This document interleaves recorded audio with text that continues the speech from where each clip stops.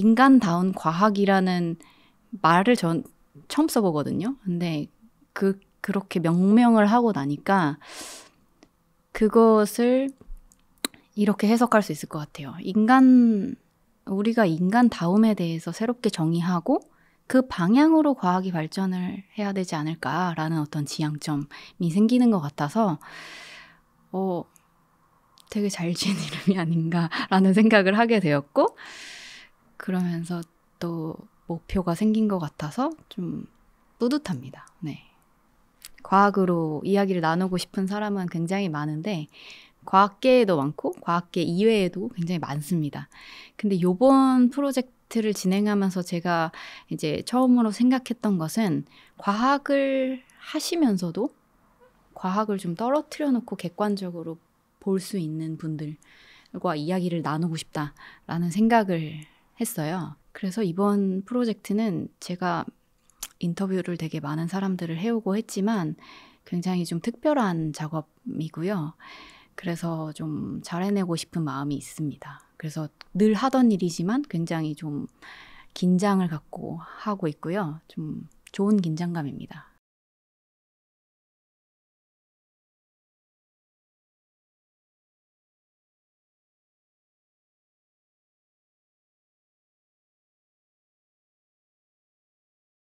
요새 이제 좀 과학이 좀 트렌드화되고 이제 과학 기술이 좀 전면으로 나서고 있는 그런 상황 속에서 이제 STS가 굉장히 중요한 역할을 할 거라고 좀 기대가 됩니다. 중요한 역할을 해야죠. 네.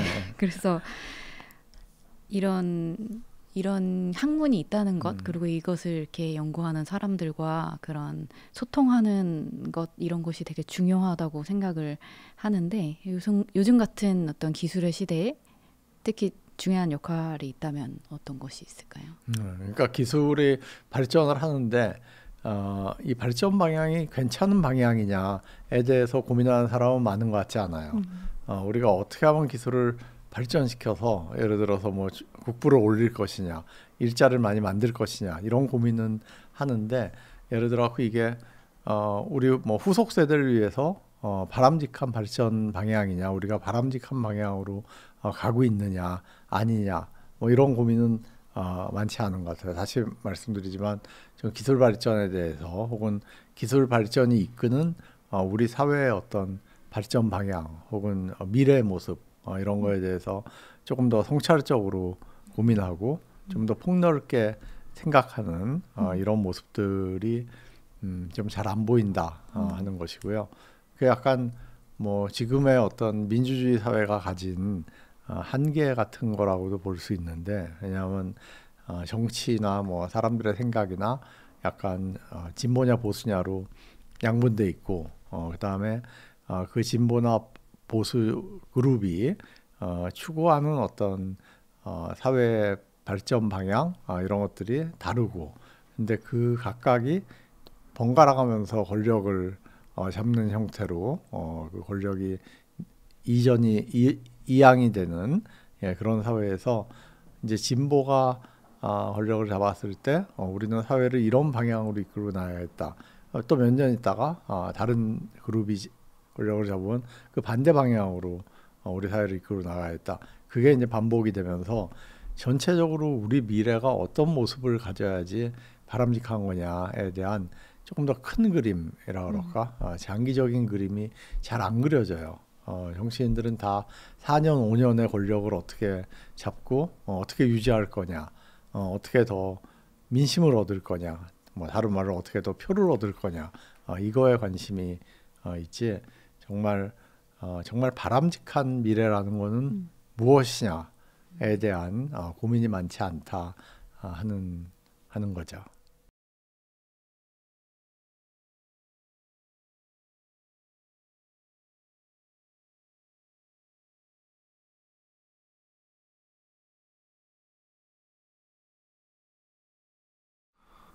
기술이 실존적 위협이 되고 있고요. 그거에 대해서 문학이 대응을 한다라고 생각을 하고 작가의 말은 여기까지 썼고요. 문학의 대응은 그럼 뭘까라고 생각을 하면 뭐 여러 가지 있겠는데요.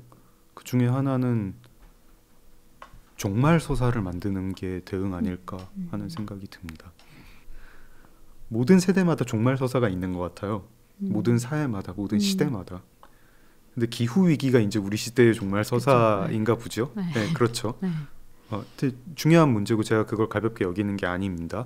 가볍게 여기는 게 절대 아니고 우리가 대응을 해야 되는 문제인데, 기후 위기 서사가 2000년대의 기후 위기 종말 서사가 그러니까 냉전 시대에 1960년대부터 1980년대까지 냉전 시대의 핵전쟁 종말 서사보다는 괜찮아요. 괜찮다는 게 덜 무서워요.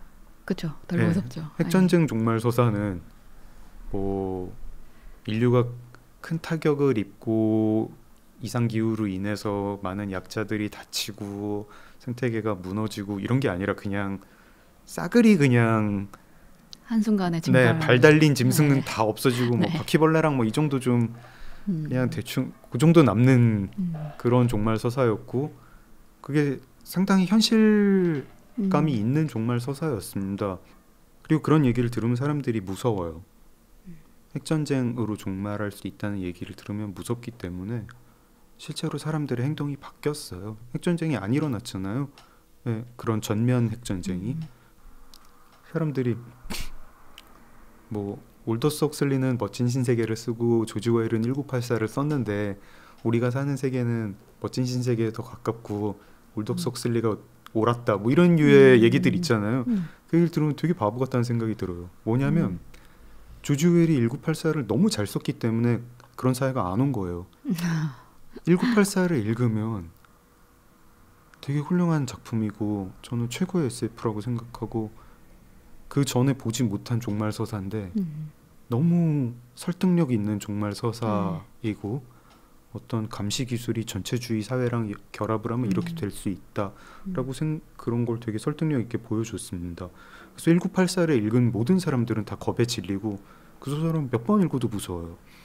그리고 절대 이런 사회는 오면 안 되겠다 생각을 하게 돼서 조금이라도 감시 기술이 통치 체제랑 연결이 될 것 같은 때 계속 브레이크를 걸고 나섰습니다. 맞아요. 계속 빅브라더 온다, 빅브라더 온다.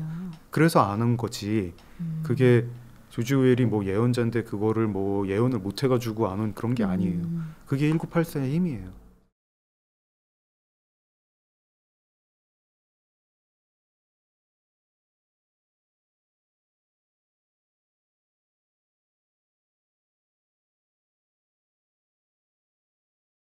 사실 세상이 되게 경계가 많이 없어지는 것 같아요. 그 경계라는 게 국가의 경계, 개인의 경계, 그다음에 그 어떤 학문 간의 경계 뭐 이런 것들도 있지만 사실 거기에 더 나아가서 이제 전쟁, 전시 상황과 전시 상황이 아닌 것과의 관계 뭐 이런 것들도 많이 좀 경계가 흐려지는 그런 상황인데 제가 그 어떤 세계 평화에 대해서 더 이렇게 너무 중요하다라고 느끼게 된 거는 여러 가지 이유가 있는 것 같아요. 그러니까 아까 이제 AI에 말씀하셨 AI가 이제 개발을 할 때 그런 가드레일을 만드는 게 중요하다. 근데 이 가드레일이 근데 AI가 제일 많이 만들어지고 있는 나라 보면 미국, 중국 뭐 이런 나라에서 많이 그런 어떤 혁신들이 일어나고 AI 기술들이 많이 발전을 하고 있는데 그 나라들에서 이런 가드레일에 대해서 동의하지 않으면 우리가 아무리 이렇게 얘기를 해도 큰 의미가 없거든요. 왜냐하면 많은 공급을 하는 쪽에서 그런 것들을 막 무시하고 막 그냥 만들어낸다면 우리가 영향을 받는 기술들이 가드레일이 없이 만들어진 기술들이 될 수밖에 없잖아요. 그러면 지금 어떤 그 나라 간의 갈등이 있는 상황이 더 책임감 있고 사람들한테 도움이 되는 기술을 개발하는데 전혀 도움이 되고 있지 않은 거죠. 대화를 통해서 우리 여기에는 좀 동의하자. 이런 것들은 만들지 말자. 이런 무기를 만들지 말자. 이런 거가 대화가 돼야 되는데 세계 평화가 없다면 그런 대화가 이루어질 수 있는 장을 만들기가 너무 어려워지는 것 같거든요. 또 하나의 예로 보면은 어떤 우리가 인류가 당면하고 있는 그 클라이밋 그 챌린지가 있잖아요. 그 기후 변화라는 것도 정말 크고 사실 그 COP26라는 게 2021년에 이제 그 했는데 거기 어그리하면서 사람들이 1년에 그 정가 뭐 100조의 어떤 그 예산을 쓰고 그것보다 훨씬 뭐 100배, 1000배 많은 예산을 써야지 그때 우리가 어그리한 그런 목표에 이제 달성을 할 수 있고 이런 그 시계를 멈출 수 있다. 이런 것들을 얘기했잖아요. 근데 그게 이제 11월이었는데 2월에 무슨 일이었어? 우크라이나 전쟁이 일어났어요. 그러니까 그때 이거 정말 천문학적인 예산이고 우리가 이걸 어떻게 이걸 해야 되냐라고 했는데 그 거기에다가 쓰는 대신 그 100조에 해당하는 지금 전쟁에 쓰고 있거든요. 그러니까 그런 게 없으면 사실 이제 그거 전쟁이라는 거는 기후 변화를 이제 되돌리는데 전혀 도움이 되지 않는 그런 이벤트인 거죠. 뭐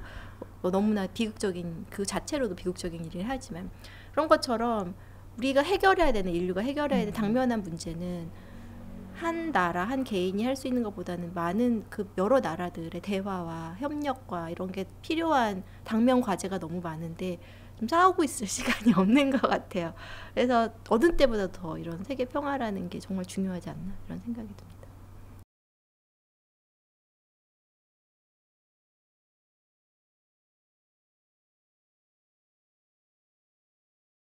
그래서 과학이라는 건 이제 제가 인터뷰한 3명의 그 인터뷰에도 다 공통적으로 나오는 말인데 어쨌든 시대에 따라 다르고 상황에 따라 달라지는 거다라는 인식을 해야 됩니다.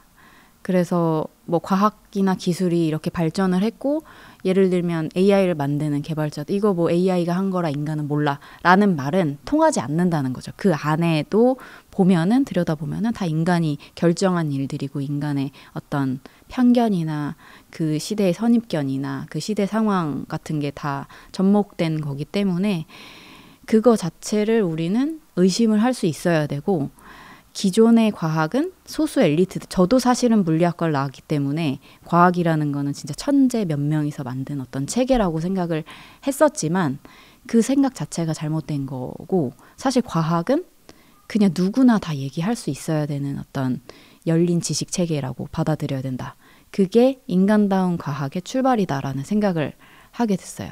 그래서 인간다운 과학을 논할 때 우리는 그 과학이나 기술이 주는 어떤 심플함에 속지 말고 끊임없이 의심하고 질문하고 그래서 인간한테 어떻게 도움이 될 것이냐라고 묻는 그런 과정이 인간다운 과학이 될 것이다 라고 생각을 합니다.